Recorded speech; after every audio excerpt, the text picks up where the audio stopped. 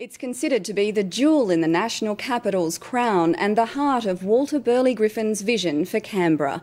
But now the lake that bears his name has topped the National Trust's list of most at-risk heritage sites.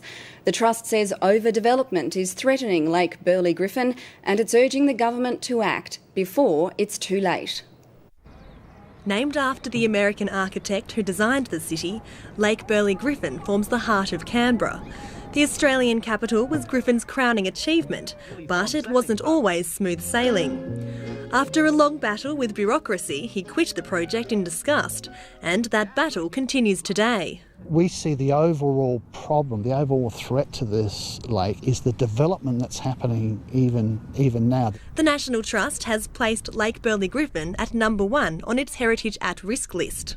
In recent years, apartment blocks and car parks have drastically altered the lake's foreshore. High rise has its place, but not on the edge of an important landscape design. Now, critics say there's an even bigger threat, a footbridge proposed to commemorate Australian immigration.